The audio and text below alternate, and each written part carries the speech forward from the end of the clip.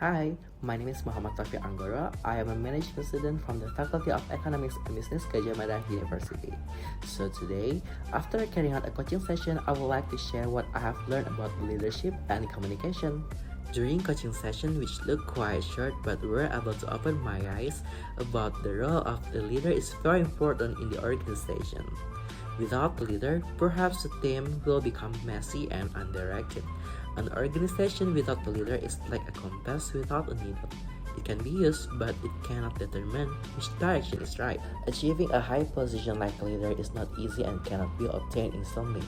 In general, a leader is described as someone who occupies a central position in a group.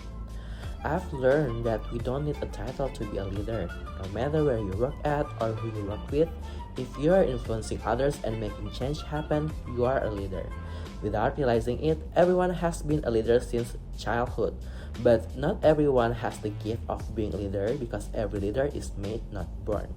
We began to lead for ourselves by trying to control ourselves, choosing between many options, and making decisions that will change our lives. There is a leader who is very good at speaking in public or maybe has charismatic physical appearance, but as a leader sometimes tends to be selfish, then this has the potential to reduce the level of charisma in the leader. Charismatic can be objective, but most importantly, being a leader must put the interests of the team first. As my mentor said, that a good leaders usually adopt the principle, it's about the world, it's about the team. So they will make or take decisions that are important to the team, not just the leader's interests.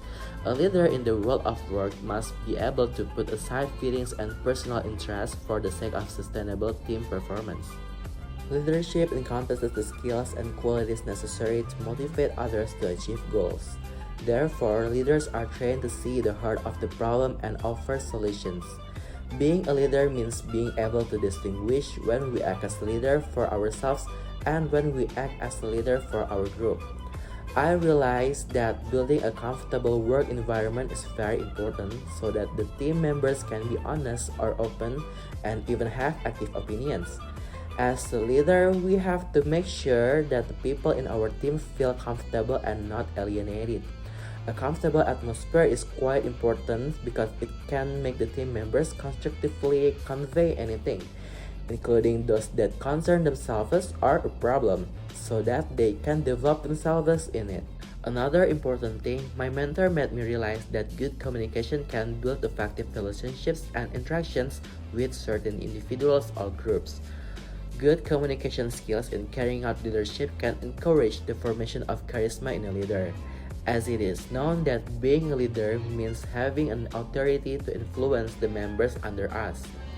In the process of giving influence, not only based on power and position, but there is also an approach to member which is carried out through effective means of communication. The efficient communication helps the leader to build personal closeness, to understand the characteristics of each member and ensure that all members are in good condition and mood.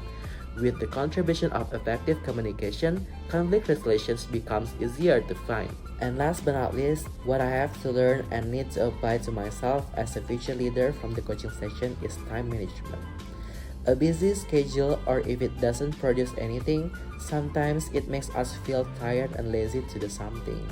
A busy schedule of activities often causes some tasks to be neglected and not completed on time. In this case, as a leader, we must emphasize the importance of time management. It's quite simple, just by taking notes and arranging schedules one by one, and then we can decide which ones should be prioritized, and this is called as a priority scale.